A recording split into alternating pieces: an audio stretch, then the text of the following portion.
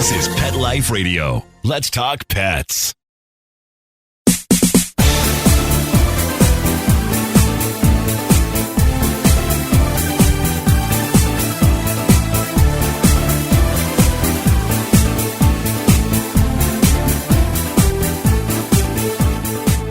Welcome to Bark and Swagger on Pet Life Radio. I'm Jody Miller-Young, your host. You've heard my friend Laura Souza on my show before. She's a big heart who organizes some of the best dog fashion shows for a cause in the business under the moniker G-Girl Productions. The Cotillion, Homecoming. If there's a fun holiday or occasion, Laura knows how to make it even splashier. And every event is tied to a particular dog rescue, raising funds to make life better for those less fortunate than our fur babies.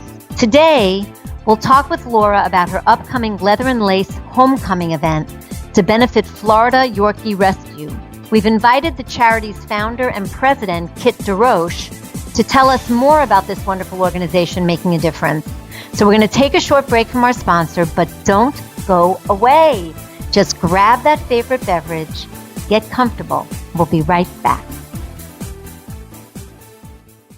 Does your dog itch, scratch, stink, or shed like crazy? Come to Dynovite for help. Order a 90-day supply of Dynovite. Dynovite for life. Pick up 2 tubes of Doggo Suds. Get the 3rd tube free. Peppermint, tea tree, lavender, Doggo Sud shampoo. Made with all-natural coconut, jojoba, aloe. Great for healthy skin and soft, shiny coats. But no itchy, harsh chemicals. Lather up, rinse away. Try Doggo Suds. Buy 2, get 1 free. At Dynovite.com. DINOVITE.com.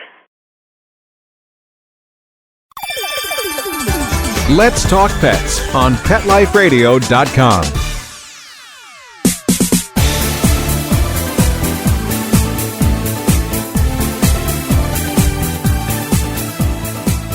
Welcome, Laura. Welcome, Kit.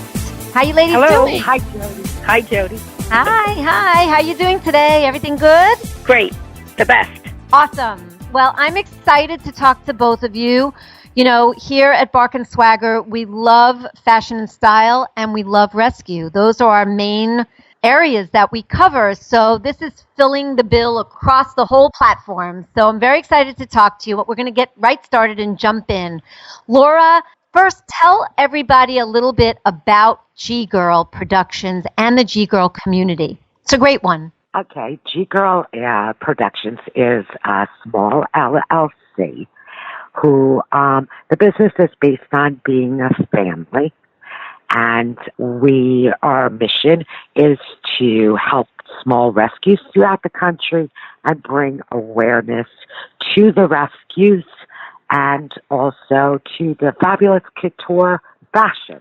Yeah, and you've got a really strong community, too. I mean, I've been to several G-Girl events, and yes, I see, some of the same faces who are wonderful, wonderful animal-loving people, but also new faces at every event. It's a growing community, and it's a very supportive community of one another, right? Yes, we really are a family.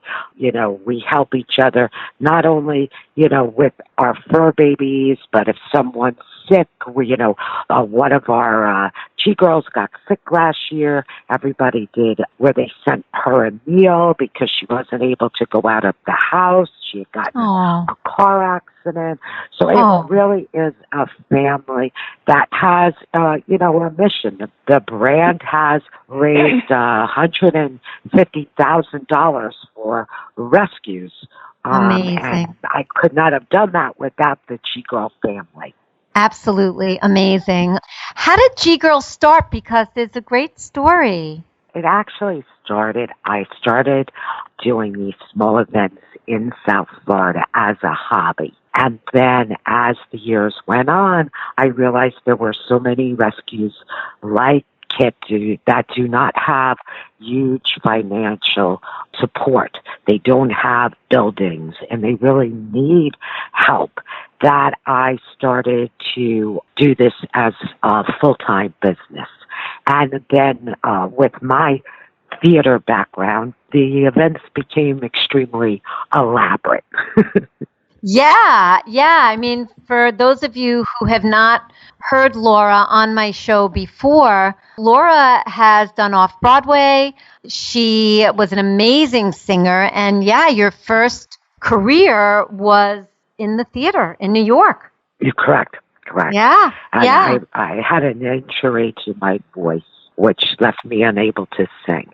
So, I always think there's a reason for everything. If I had kept my voice, I probably would have not done this path with helping rescues. Maybe I would have, but, I would have been very busy performing. So, with a bad thing, a wonderful thing came, hence G-Girl Production and the G-Girl family, and helping, rescues and doing these fabulous, elaborate events all over the country. Perfect. Kit, I found this really interesting when I read this about you. You were a licensed wildlife rehabilitator for many years before you came to Florida. How did you get involved in that, and what was it like? Well, I think I was the child in the family that always brought home things that were found in the street, birds that had fallen from the nest. It's part of my DNA. So I've always been involved in animal care and rehab. And in North Carolina, I joined several groups that did wildlife rehabbing. And my husband and I had the third bay of our garage set up as a MASH unit for wildlife. And so you could find a loon in the tub and squirrels in, cages, but they were all eventually released, and it was very satisfying. But as a private citizen, I've always had Yorkies. So when I moved to Florida, I wasn't in the same situation with the facility to have wildlife. So we so just is that what made gears you and your husband start the rescue? Yes. Mm-hmm. So we've been doing this now for almost 15 years. Wow. And people don't realize how many Yorkies are actually surrendered in the state of Florida. People would say this to me all the time. Who would surrender a Yorkie? You have no idea how many hundreds and hundreds and hundreds of Yorkies that are surrendered or found abandoned or are strays or are dumped at animal shelters every year. Yeah, it is heartbreaking. A lot of them that I see are seniors, and they may be blind. It's just the most heartbreaking thing. I'm actually really, really glad that Laura turned me on to you, because I do some rescue myself, but just, on my own, not formally. And that's okay. But we can use all the help we can in the state of Florida. Yeah. Whoever wants to do their own thing in their own way, we always say, great, go for it. Yeah, but it's great to know you're there. It really is, because you never know when one rescue can take, another one might be able to. It's, it's not that easy, because all the rescues get full and you can do just so much. Yeah. Yeah. Jody, you'll true. see a lot of the Yorkies that are going to be on the runway at the Leather and Lace event for Florida Yorkie Rescue are actual rescues that Kit has rescued, and her following and the G-Girl following have joined, together. So you're going to see quite a number of Yorkies that actually were rescued by Florida Yorkie Rescue. That is amazing. I think there's at least 10 of them that are going to be at the event showing off their... Fantastic. I can't wait to meet them all. I was going to say, homecoming isn't just for school kids anymore, folks. Laura has made it, Laura has made it a fur baby event. Tell us a little more about Leather and Lace coming up this weekend, Laura. Leather and Lace, it's the homecoming dance.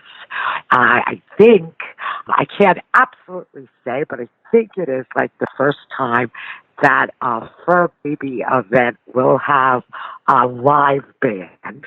So wow, music and everything. Fur baby with a local band called Optimal Level, and the famous Zorro. He's a singer that sings all over South Florida. Johnny Brown's a lot on the Avenue. So he's a wonderful singer. And it will be the prejudging where the fur babies' outfits that are leather and lace will be judged. And then we have the runway show, and it's also judged on how comfortable the fur baby is with people touching them and walking down the runway. runway. And then we have the crowning of the court. And, of course, raffles, silent auctions, live auctions, all to benefit Florida Yorkie Rescue. Awesome. And there are specific categories, and they're really cute, for every event that you do. And this is no different. You're going to have categories for the evening. This is a whole weekend affair, folks. So it's Saturday evening. So tell us about the categories for Saturday evening. And then the Sunday luncheon, too, has categories. Right. Saturday evening, we have the King and Queen, which is the highest of the court. We have the Duke, Duchess, Prince, Princess, Little Prince, and Little Princess. And then we have first, second, and third best themed outfit for fur boy and fur girl. That is solely based and given to the designer that created the outfit, because there's such a huge amount of these phenomenal couture designers that do only for fur babies, that I try to bring awareness to these designers. And then Sunday brunch, which we're very excited that you are going to be the judge for that. Oh, event. I'm excited too. It's going to be a lot of fun. It is. We have the class athlete, the band leader, the class flirt, the class gigolo, the teacher's pet. So it's silly. That's one where it's not really based on the outfit. It's the mothers can dress like their dog. I tell them, it's the time to show off, do little skits. They have the best cheerleader. You'll see the girls will be doing cheers with their fur baby. It's a silly, fun event after the more serious of the homecoming dance. But even with the competition, because I've been to many dog fashion shows, runway shows for dogs and other types of animals, it can get a little intense, but I don't feel that at your events. Let me tell you, it does get a little intense because everyone wants to win. So I don't know where you've been, but those women, well, I think they want to win that trophy. They do it in the nicest way. It's not like there's no backbiting that I've seen anyway. I try to, I have the sign when they walk in, G-Girl Productions, no fur mama drama. I do try to, put the focus of saying I do this for 4 reasons. The first reason is to raise funds for the rescue. The second is to bring awareness to the couture fur baby fashion. The third is for the camaraderie, for you to be able to go somewhere where you normally wouldn't go with your fur baby. Have a 3-course dinner. Have your dog served a 3-course dinner. And then, although all of you are lovely, to sit here for 4 hours would be boring, so I throw the contest in. So I do try to deflect that the contest is part of it, but it's not the main reason. And sometimes I'm very successful, and sometimes I'm not. But at least you try. So, Kit, in the rescue world, because I know there are many, many challenges being not only in the rescue world, but having your own rescue, what are some of the biggest that you come across on a regular basis? Time, not having enough time. Not having enough money. There's only 24 hours in a day, and I don't know how I squeeze an extra one out every day, but I do. Not getting enough sleep. Some of the dogs we get in are critically ill. The money, God bless Laura for doing what she's doing. She's raised funds for us before, and we're hoping that Saturday will be a very successful event. And all the money that's raised will go towards a new dog that we just got in of 3 weeks ago. He's a puppy, and his name is Taco. And he's about 5 or 6 months old, and he was beaten by someone. Oh, my God. And we had taken him this morning. He's had a lot of vet care, and when we got him, he was non-responsive, and we thought he was going to die. But my husband and I, were diligent with his care and the medical staff, and he went for his MRI today. and he does have a portion of his brain that was dissolved from blunt force trauma. Oh, my God. But he can see in one eye, and we've been working with him. He's now walking. He's now running. He's not howling anymore. Now he's barking like a regular dog. We've got him pee-pee trained. He'll go on pads. The amount of progress we've made in 3 weeks is remarkable. He does have a liver shunt, and that's going to require expensive surgery. But we are going to get this boy back at least 80% so that he can have a great life. And without the things that Laura does, without her events, raising funds for small rescues like us, we would not have been able to take Taco. And the reason we did was because we knew this fundraiser was on the horizon. God bless both of you, and I will pray for Taco that he makes that at least 80% recovery. It just blows my mind how people can treat animals. But bless you both, really. For people, just a little bit of advice, Kit, to people. I know you get strays and, you get dogs from all different types of situations. Yep, what hoarders, advice would you give mills. people? Would you give people to best protect their dogs and to those who have to give up a dog? Microchip a dog. Make sure that you have ID on the collar tag or the harness tag. Make sure you have your dogs neutered and spayed. There's a lot of people that run around stealing Yorkies because they want to breed them. So those are important steps to take. I don't let my dogs run around without always having them harnessed and close to me. I watch them like a hawk if I have to take them out anywhere. If people want to surrender dogs and they don't want to drop them off at the pound, there are rescues for every breed that you can imagine. Golden retrievers, everything. So, and we have taken in many seniors. Unfortunately, it's very difficult to find people who will adopt them.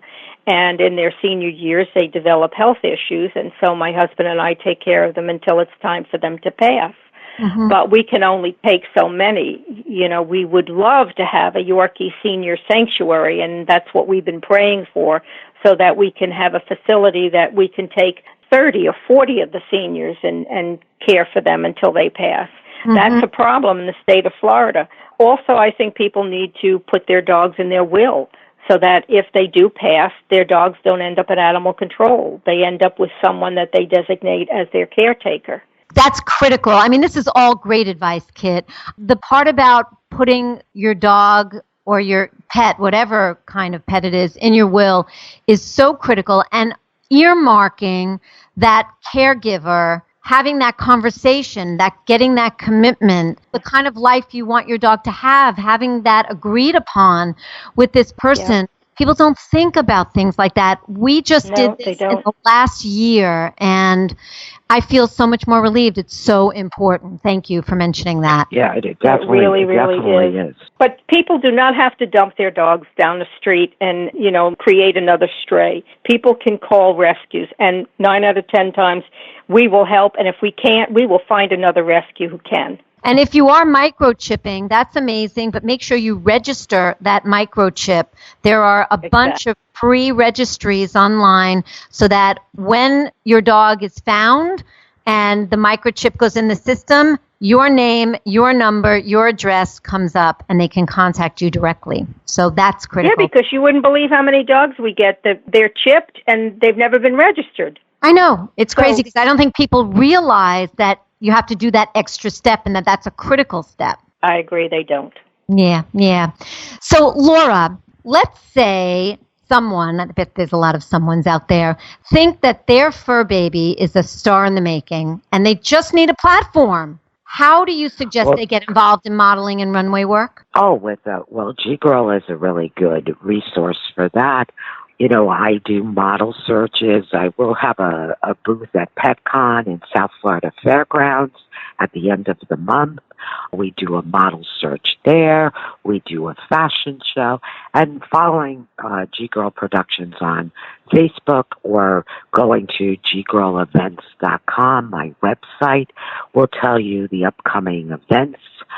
I always suggest, if you're new to this, to buy a ticket and come to one of the events.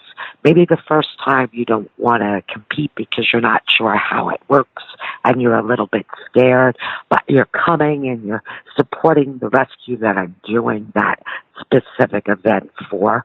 And then if you see you love it, then I know what I've got to do for the next event. I do these major events every 3 months throughout the country. So when I finish in Florida, I'll be in June in D.C., in August in Chicago, and then my final for the year will be in November. So I'm always on the move. You certainly are. So, and your model searches, are they national? If somebody is not in Florida, but they want to, okay, that's good to know. If you go on to it's G-Girl Production Modeling Agency on Facebook, and you'll see, if you click onto the albums, it has the G-Girls that are from each state. So you just would have to click and see the fur babies that I have throughout the country. So you would just contact me through the G-Girl modeling page on Facebook. Perfect. For people that are going to be in the Fort Lauderdale area that want to come this weekend, how can they do that? They would have to go on ggirlevents.com, and there's a button right there for Eventbrite. We're basically at this point sold out. I could kind of squeak in a couple more tickets if I needed. I'd like to keep the tables at 8 per people, but if I needed to, I could do 10 per people. But right now, we're really pretty basically sold out. The events sell out relatively fast. That's wonderful. Well, if there are a couple of you out there who must go, do it fast. Go on to Eventbrite. Go on to the right. And exactly. My phone number too is on the website. You can always contact me directly. Perfect. Kit, how can people make a donation to Florida Yorkie Rescue and find out more about you? They can go to FloridaYorkieRescue.org, and Taco's photo is on our homepage with the link of his donation page for his medical care. And any other, if they want to make a donation to the general fund, they can do so too at FloridaYorkieRescue.org. We also have a Facebook page, and we're keeping everyone updated on Taco's care. Wonderful. Well, the dog-loving community is a big-hearted and generous community. So please, every little bit counts. You don't have to donate a lot of money. If you want to and you can, that's amazing. But it doesn't have to be that way because everything adds up. So contribute to Taco's care, of course. What I tell our donors, and I believe this from the bottom of my heart, if you don't even have $1 to donate, what's more important to me is to pray for us. Because those who can donate will always donate. But we need prayers. I'm such a believer in prayer power. And especially for Taco, if you cannot send any money, please just pray for him. You've heard it from Kit. Everybody, the power of prayer. Ladies, thank you so much for joining me today. I really look forward to seeing both of you this weekend. Can't wait. Me too. Are you ready with leather and lace, Jody? Oh, God, I don't know. I don't know. That ship might have stayed out, darling. But I'll take a look in my closet. But I'm going to be bringing behind-the-scenes interviews back for all of you. So stay tuned for that. And wishing both of you the best of luck this weekend. And looking forward to seeing you there. Great. Thank you. We love your show. The G-Girl family loves you, Jody, and what you do makes such a big difference, too. I appreciate everything you do. Thank you so much. Mwah, back at you. Thank you all for listening. Thanks to our producer, Mark Winter. You make us sound so good. We love you for it. My passion is living stylishly in animal rescue. So tune in next time to discover the designers, home decor, styles, and rescue stories I love. And don't forget to visit me at barkandswagger.com, where you'll find great fashion, shelter stories, and more. So until next time, when fierce fashion calls, bark and swagger. Let's Talk Pets, every week on demand. only on PetLifeRadio.com.